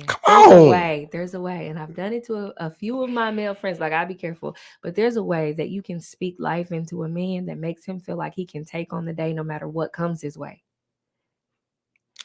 You know, I gotta back you up. I like what you just said. You said you've done it to a few of your male friends, but you gotta be careful. I gotta be careful. Because they might start trying to come on to you because it's a certain way. See, you gotta be careful. I gotta be careful. You gotta be careful. But there's a way that you can speak into them, Come that on, you teach. can empower them, and be the helpmate, right? That the Bible says, so that they can take their place Michael. as a covering. He said it sound like a trap. You gotta try it first, Michael. He said it sound like Just a try trap. it. He seems like a strong gentleman. Just try it. Man, yeah, you can't don't let the ladies trap you, Michael. Yeah. Don't let them trap you. But hey, just try it. If the woman is speaking life into you, let her speak life. There you go. There you go. Let her speak. Let her speak. Let her hold the mic and speak life. Now you talking about me in that water, but I know what you just did. No. I'm saying like let her hold the mic. No. Let's speak life into you. And and there is a way that a man can protect a woman that will make her feel safe even when he's not around. And so I just think tapping into that is one of the most beautiful things ever. I'm telling you. Now that I've got someone to hold my bags, and it's so funny because even yesterday I was walking in the building and he was like trying to grab my bag from me. I didn't let him take it. Then he was like, "See," and I was like, "Nope, here you go." I had to be in a place of I'm in a place of receiving. Yes, I'm receiving. I'm open to whatever God has for me. Come on. Yeah, and I don't turn down nothing but my collar. Right. So listen, God don't make no mistakes. If he's sending some very nice young gentleman to come and help me with my bag into my building, to walk with me, to protect me, to pour into me, to want to cover me, who am I to say no? Come on. Who am I to turn that down? And so I just think as women, like I said, hardened by circumstance, who got it out the mud and had to provide for our own children and do all of these things because the absence of a man, I would challenge you to not be bitter in that situation and to not allow that to jade you and to tap into that femininity and understand that there is a beautiful duality when you are with someone that you're supposed to be with, right? And how that impacts your life will be valuable beyond measure. You know what? I'm not even gonna play them other videos I was gonna play because man, that's gonna kill the vibe. We're gonna have to do another show and play them videos, but we're gonna let the men come on up and speak. Cause man, I'm telling you, this is she just confirmed a lot of what we have been doing. I say we've been doing these shows for the past couple years talking about this, but we get so much flack, so much, people hollering and going off on us, but we standing strong, man. Let's bring in King Dwayne. Yeah, everything that was said was eloquently put and beautiful. Um, I was sitting up here reading Proverbs 31 and just talking about how well it starts off talking about how the book itself at that point, that chapter is very prophetic, and of course King Lemuel is a lot of people don't notate or point out that he is regurgitating what his mother taught him, and that goes back to what I put up there earlier, is just that everything should start with the parents. And you hope that the two individuals, and this goes back to what I always say, regardless of what everybody it may think, family starts in the loins of men. And we also know, we can look up history that tells us that kingdoms have fallen because of the loins of men, because of their lust, they chase their lust and everything else. But when you understand that the start of your life, when you actually get out here and get into the world and you're starting to bump your head and grow as a man, there's so much at stake, because you are the life spark that releases your children. So every move you make, they're in you to see it through you. Because by the time you leave your mother, as the scriptures say, leave to cleave to your wife and become one flesh, I can only ascertain that the one flesh is the combination of your children, and they are birthed out after the woman in her femininity, maximizes and multiplies and incubates every seed you give her and pushes it out in spirit and naturally. So femininity, obviously, I can ascertain that true femininity is the ability for a woman to actually be used for the purpose of her man. He's already driving the car, and the guest, when she actually, put a lot of that energy out there, that his force is already going. If he cares about anything, he respects his children enough to do things before they even get here, and especially his decisions. So if I watch mom and dad, or mom or whoever that I was raised with, struggle, I'm not bringing my children in that. Every move I make is going to be on point, because I have to be able to look them in the face when they get here and admit to them and confess and profess out of my mouth that, I knew my thoughts towards you, that I have a plan for you, because your children have to get their confidence, their self-esteem, all that from the ability of seeing their parents together. So you can't drop that ball as a man. You have to make sure that the car is moving on point, because by the time you open the door, you got to know who you're letting in your passenger seat to be your navigator, because your children sitting in the back seat as spectators, and they growing up, they're going to be watching y'all work together in harmony or argue or whatever you do. So you got to be on point. And I love the fact, we talk all the time about just life and how hard it can be. And one of the things that I love to look at, when she said what she said about encouragement and lifting a man up and giving him that push. See, that's the thing that made me run to this chapter as I was listening to her, because everything that it talks about is talking about adding to it literally says here that a good wife, that woman, that virtuous woman, adds life to that man, in a world where men are dying before women because they are working so much. And this is why because I sent some to your inbox, Lord Tyron, that you'll get a chance to look at later, right, from my brother Will, my Craven.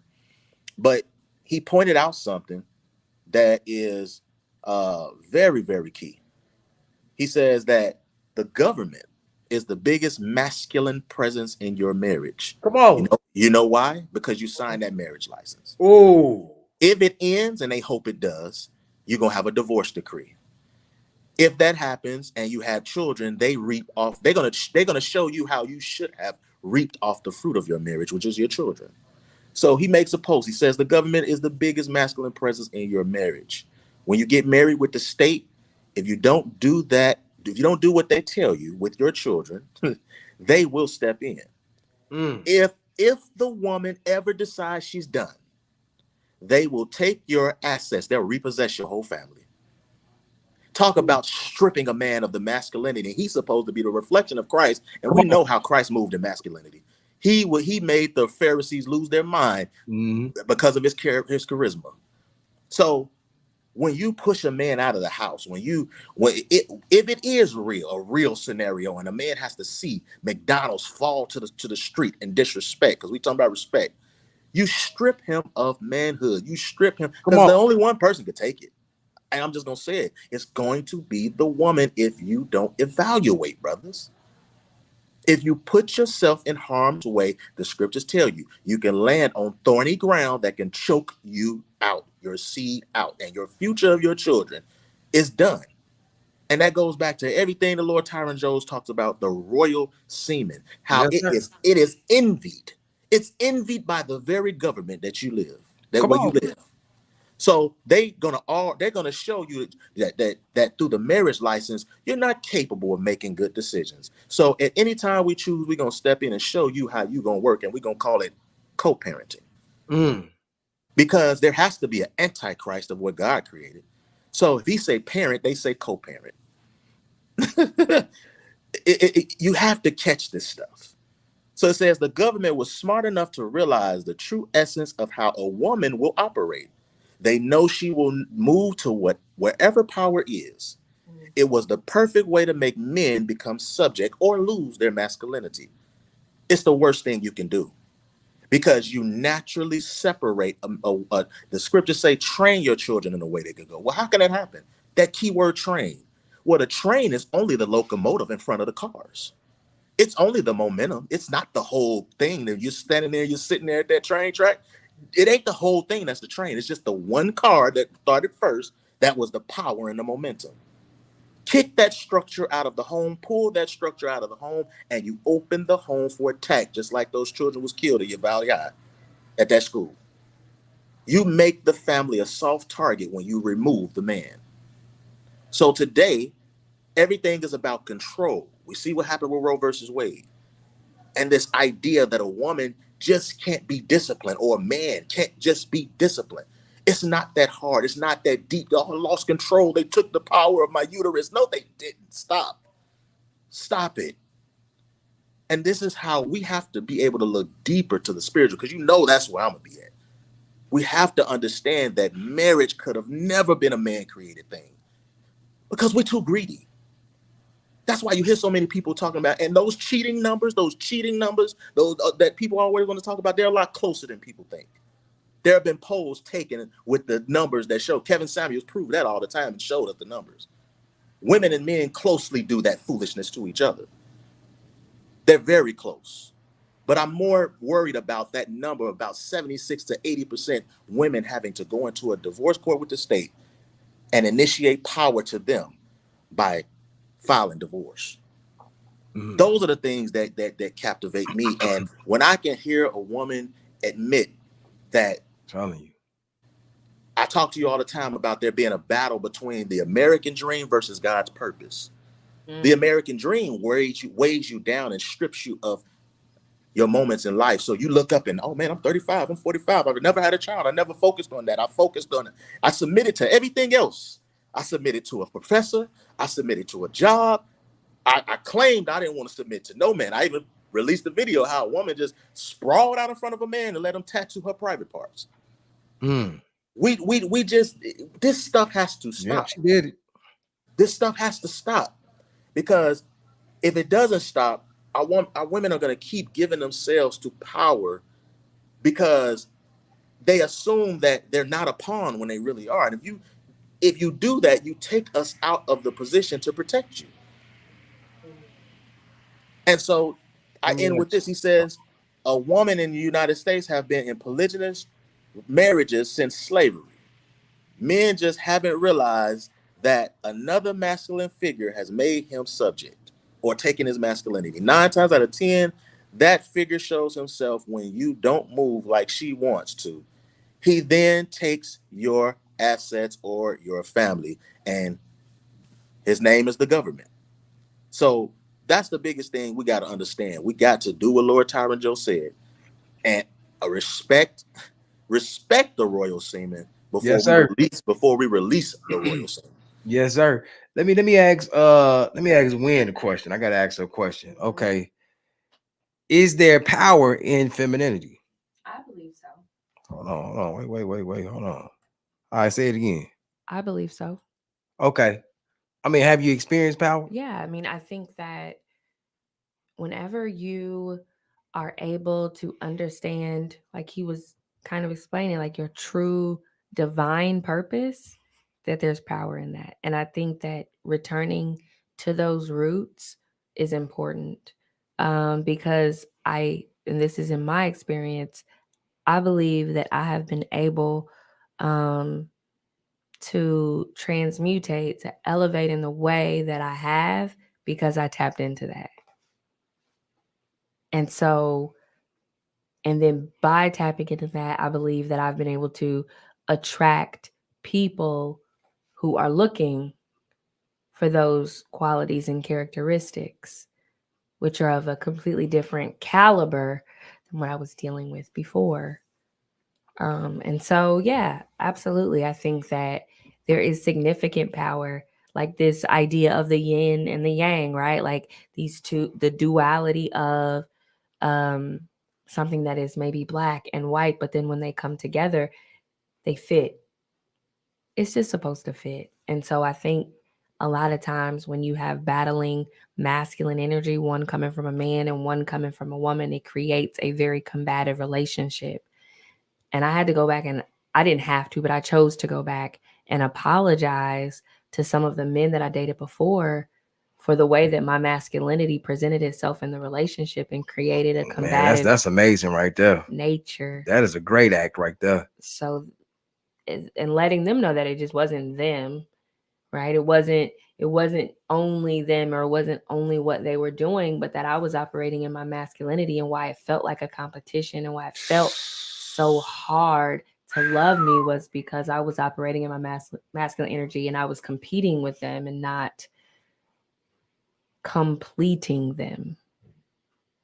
See, it's a reason why I asked it. Is there power in femininity? Because some of the most pushback that I get ever is, you trying to take my power away from me. You know, you want a woman that you can walk all over.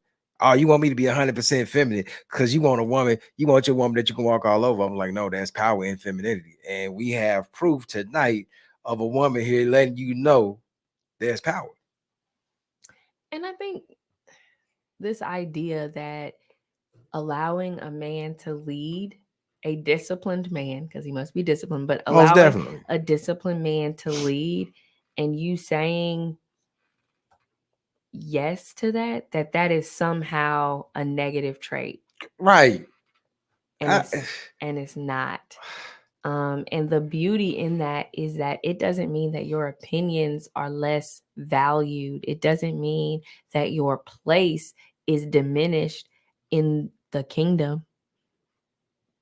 But you understand that it is because of who you are and how you operate in that divine feminine energy that you've attracted someone that has the ability to lead, that you trust them enough to make decisions that are best for your family. And even when a mistake happens or it doesn't go quite like they had planned, loving them enough and giving them grace to say, that's okay, baby. We're going to figure this out. Come on. And we're going to do it together.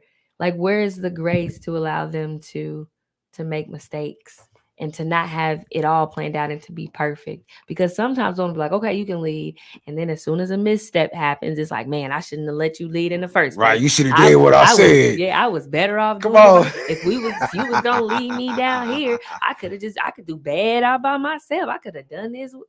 The masculine comes back again. Be graceful, because even when we do it by ourselves, we don't always get it 100% right. Right? So who gives us grace? So give him a little grace. Give him grace.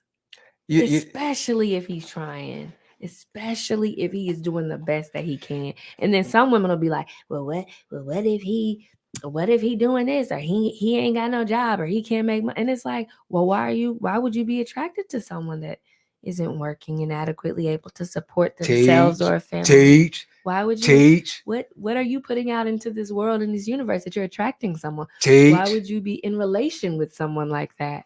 And so there's like this level of accountability that, like, if you are operating in your divine feminine energy, that you are basically going to be with someone who doesn't have a job, who's sitting on the couch, who is not a leader. But when you're in that divine feminine energy, you're not even going to be attracted to anyone Sound like somebody that. that's a hater saying some stuff like Right. they draining energy. But There's a whole separate conversation going on. In yeah, the guys talking among themselves. But I'm saying this to you though, is that the reason, again, we back on that respect thing again, because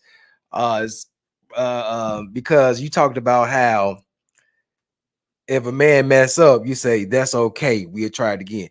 I want to hop back on that, because the thing is, men might be strong in one area, and the man might be strong in one area, the woman, she might be strong in one area. So let's talk about finances, taxes, and stuff like that. The woman, that is her thing. She knows how to get the bills together. She got a spreadsheet, a ledger. But that doesn't mean that the man is less than. Meaning that, okay, let's say she's like, when it's talk about, let's say she put it in the man's responsibility, like, hon, I'm gonna be out of town this week. Can you handle paying this bill or that bill? Okay, I got you. He might mess up and maybe overpaid or didn't pay. Okay, where respect comes in at is when she demonstrated it very nicely, is that you don't say, oh, you don't know. See, I should have known you this, you that. No, the respect come in like, okay, it's all right. We'll take care of it. Not a problem. This is what I'm talking about. That's what I'm talking about. You got to be aware every time you open up your mouth, and not just with your spouse or the person that you're dating, but with people that your family members, your mom, your dad. You got to be aware of everything you saying and doing. This is how deep, when we talk about respect, this is how deep it is. I rode in the lift coming up. That I was very extremely respectful to the woman that I was talking to in the lift. I didn't, just hop in and then speak to the woman before I even got in. I said, "How you doing, ma'am?" She said, "I'm good, sir. How are you?" Come on. Okay, do you know that I'm gonna say this, then we're gonna bring in, because we can wrap this thing up. I'm gonna say this, and then we're gonna bring in the rest of our panelists. Do you know that when you are just operating just on a frequency of just showing people just respect, that do you know how God is just gonna work in your life? Come on, like, when I was walking a few minutes ago, I went right across the street to the Target. And I walked back, and there was a young lady hit this KFC. She opened up the door and came out and sat down. I said, "Good afternoon, ma'am. How are you?" "Well, I've seen better days." I said, "Well, I pray your day get even better." You know what she did? She smiled and kind of, perked up, was like, "Well, thank you, sir." Just off of that. She don't know me. I don't know her. But you know what? We owe it to ourselves to do something better than we've done the day before. Like, you know what? I want to do something. I want to do something better today that I didn't get a chance to do yesterday. So I want to just say something to somebody to encourage them. All right, let me bring them on in. Let me bring them on in. All right, go ahead, John. Oh, I just wanted to say, y'all sounded real boring, and I didn't get enough camera time.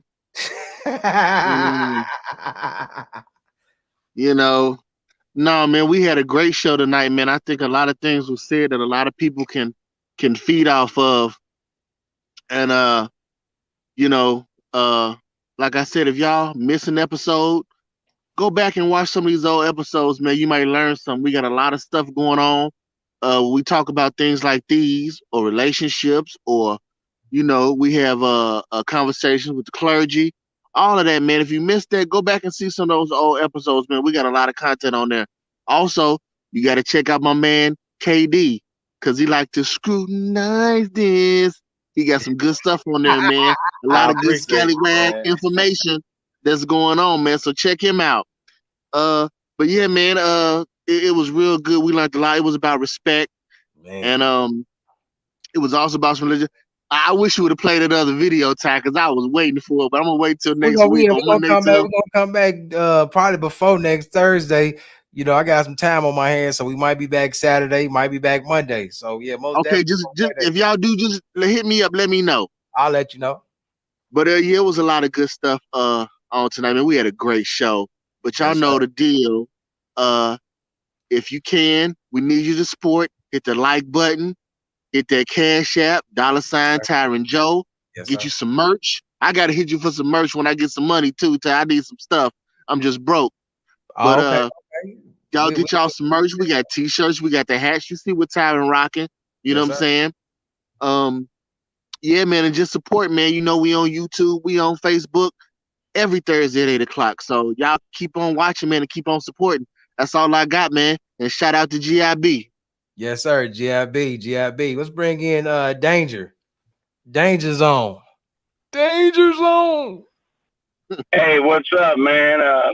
To the young lady, I have to say that listening to the young lady tonight has been like drinking a glass of fine wine. He finally got a lady on the finally got a lady on the on the show that actually knows. Now, I'm gonna say we got some women.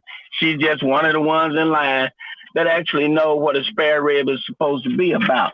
I like that. I really like that a whole lot. The way she was saying that her and her man connect together. Hey, that's what it's all about. But I did want to push back on what John said about the McDonald's deal. Hey, John, you're my dog, man. Semper Fi, I'm with you 100%, but you just totally wrong on that. He should not have to teach that woman. Look at the oldest child that woman had and look at the stair steps coming behind them. If having nobody taught her betwixt the first child and the last child, I'm sorry, it's just a lost deal. She ain't gonna be taught. And also the exclamation mark. Look how fine she got herself on the camera. Look at the kids.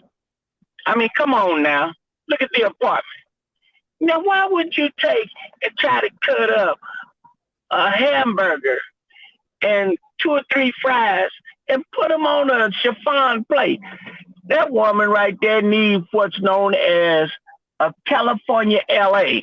What I mean by that is a California Lower Alabama slap across the face. Okay, don't y'all shoot me now. I don't believe in hitting women. I run from women, but I'll throw down with a dude. But I run from women. But I mean, come on. John was putting the blame on the dude. Who knows what the lady said? Because a lot of times women are very emotional. They'll get mad at you and say, that ain't your baby. Now they saying that out of emotion and anger. As soon as the baby get born, how come you ain't bringing no money to your child? Well, you told me it wasn't mine. What am I supposed to do? Is it mine or is it ain't mine? So it's crazy, man. It's really crazy. I like the show tonight, man. I like the show the other night. Got something for Mr. Terry Love when he comes back. I got something for the brother. Hey, T, as usual, man, you got the #1 show in the city. It's just the best kept secret because everybody don't know about it. Hey, King D, you my man. You always got me scrutinizing. Big John, you my boy, man. We're running in the same hole, man. We together. Hey, man, and I want to say to the young lady, it's so nice to see somebody actually nice looking on the show besides myself. Thank you, I think. I think. Thank you. I'm open to receiving that comment. Yeah, you gotta receive I'm open to receiving that. Thank you. Hey, tell your man, don't shoot me now. I'm just complimenting. Tell him don't shoot me now. Hey, man, great show, man. I love it, man. I can't wait till you do the next show.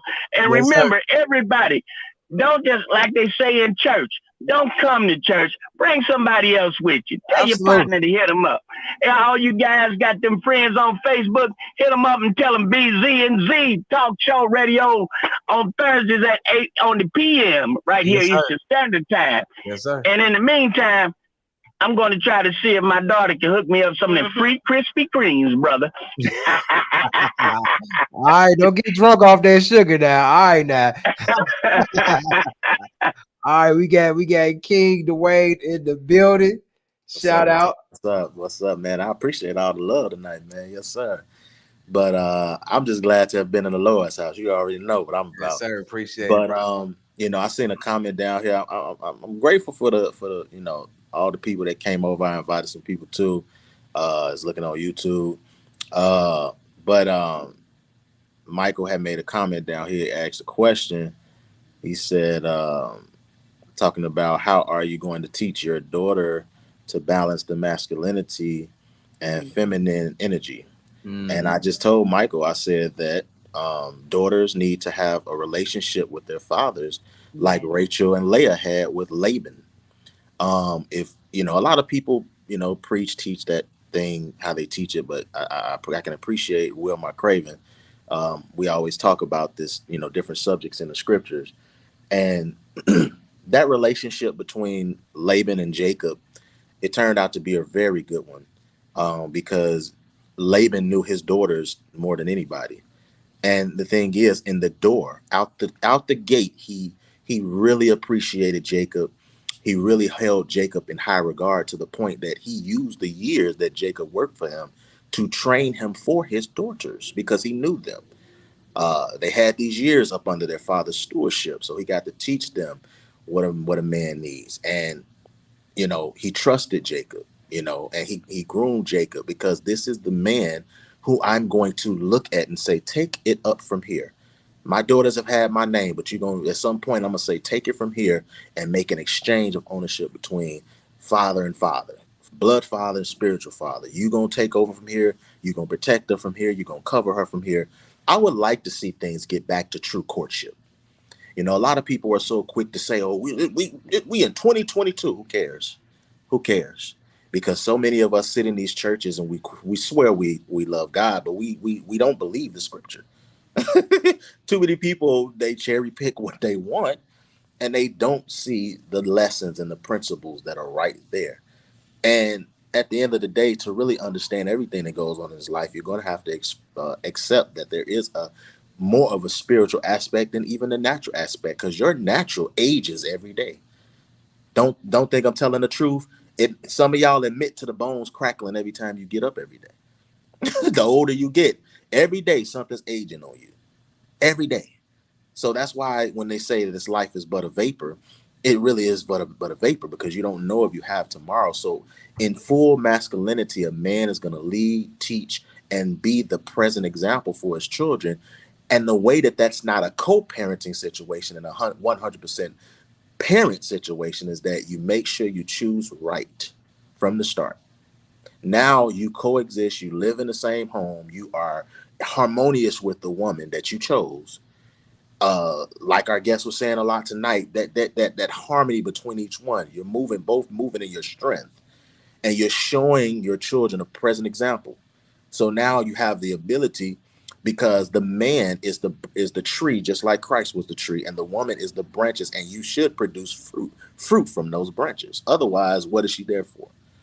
So this is what we have to start to understand and take close to heart, because as I always like to tell you, you know, Lord Tyron Joe, for me, in my opinion, from my point of view, real dating starts after marriage, in my opinion, because when you think about the things that are done out here in these streets, it makes me understand why Kevin Samuels said dating is a joke, because people are using foolishness to take advantage of each other.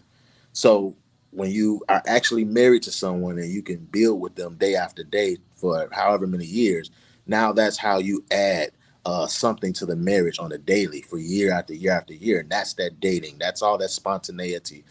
That's the intimacy, all the stuff that comes before the bedroom.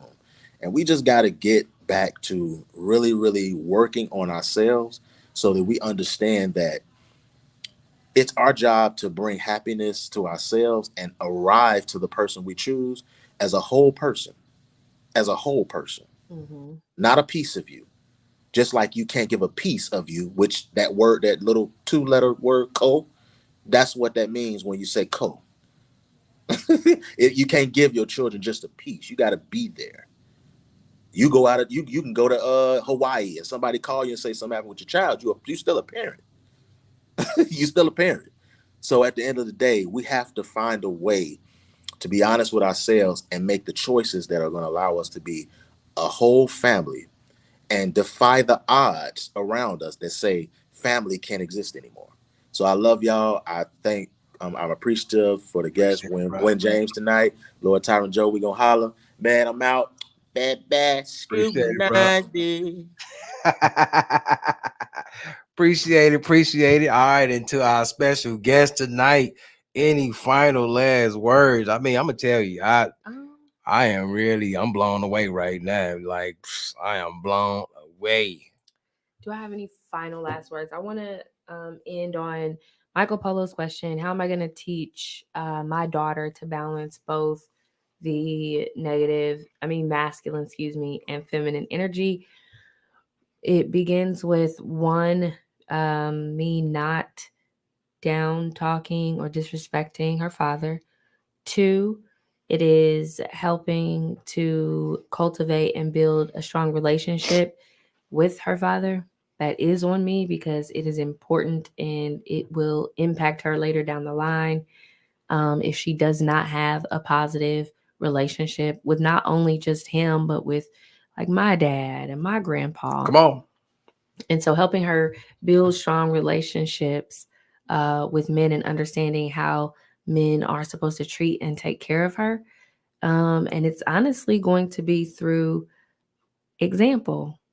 Her seeing me being loved, her seeing me being protected by a man, her seeing me allow someone to have that rightful place in my life is going to provide a blueprint for her that she'll be able to give to her daughters and go from there. And so those are the things that I'm teaching her, and I am doing it by example. A final thought on tonight is to be mindful of what we are consuming and what we're taking in and what we're allowing to take space in our minds, because a lot of times we become what we consume. And so if we're consuming trash, whether it be what we're eating, what we're watching, and the things that we're doing, then that is exactly what we will produce. And so be mindful of what you are consuming and make sure that you are intentional always in always.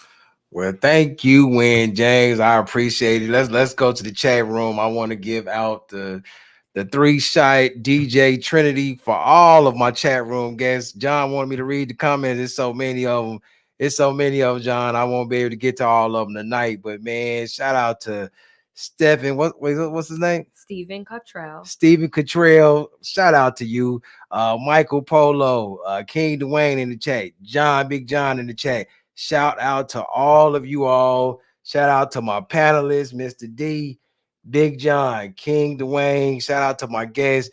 We're going to hit it one time for them for the Trinity.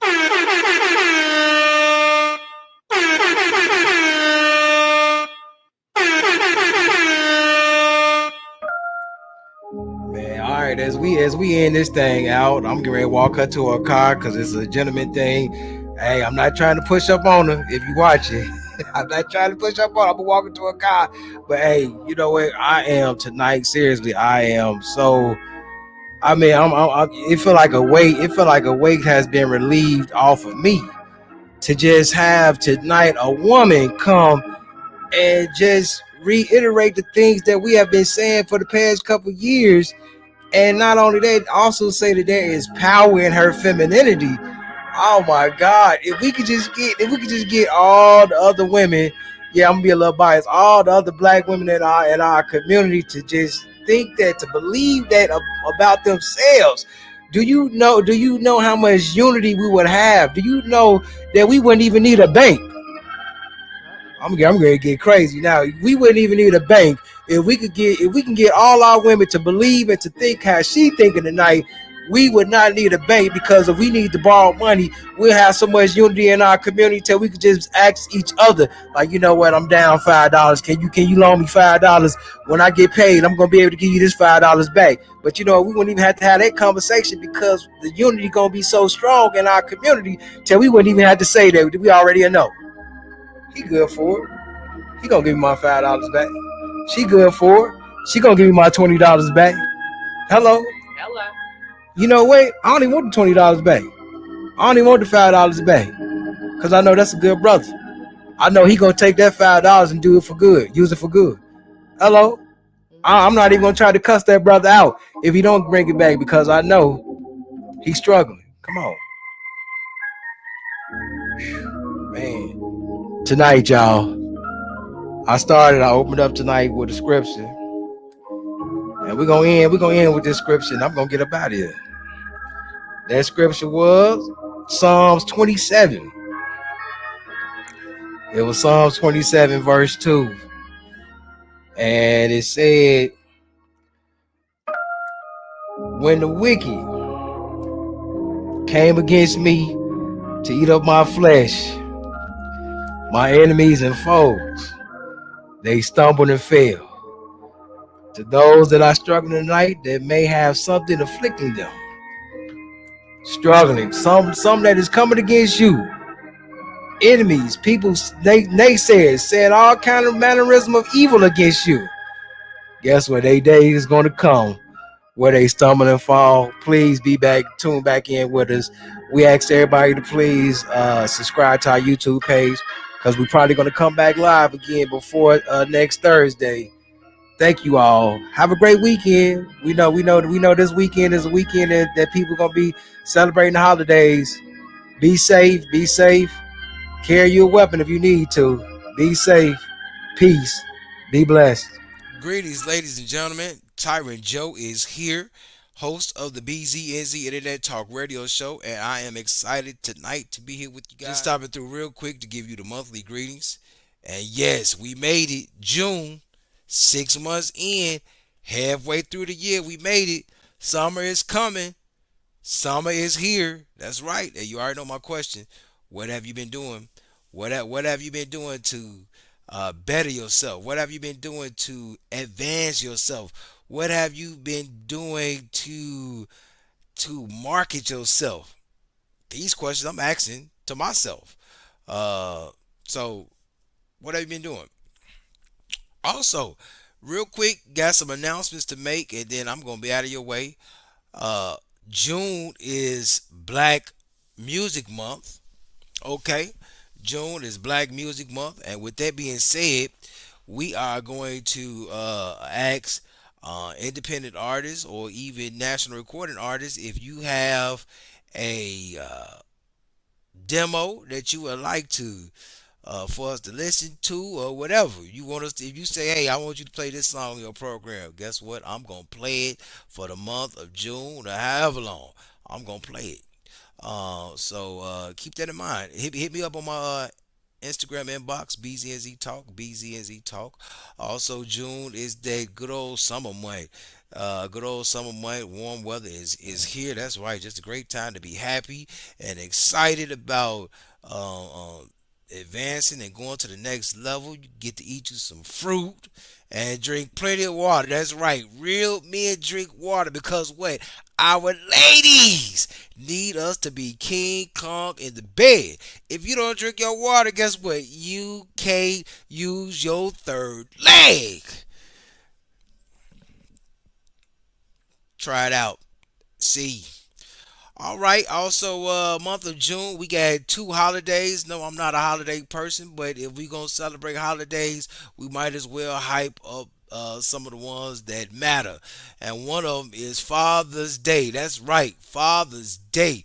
We love our fathers. We want to tell our fathers. We're supposed to tell our fathers every day we love them, that we need them in our life. That's right, absolutely. And also in the month of June, we have Juneteenth, and we're going to be doing something a little bit different for the month. For Juneteenth, and something I've never done before. And that's going to be, we're going to have an annual Juneteenth celebration. Our first annual Juneteenth celebration, that will be Thursday, June 16th 8 p.m. Eastern in the city of Indianapolis, Indiana.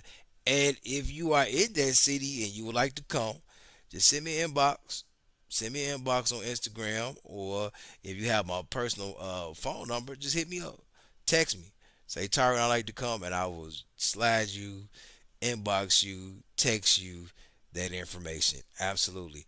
All right, just a few quick themes for the year, and I'm out of your way. One of them is which do not reason with the season. Live in it. Sit in it. Grow in it. Go through it. Also, conversation with the clergy. Oh man, how many has been really getting blessed and just been really just really just been enjoying those conversations with the clergy. I don't know about you, but I really have been enjoying them, and we got 6 more months. We want more clergy to come through. We want more clergy to come through. Absolutely. And last but not least, be a friend and not a twin. Hello. The matching of energies must cease. So I'm Tyron Joe signing out. Peace. Be blessed. Just to be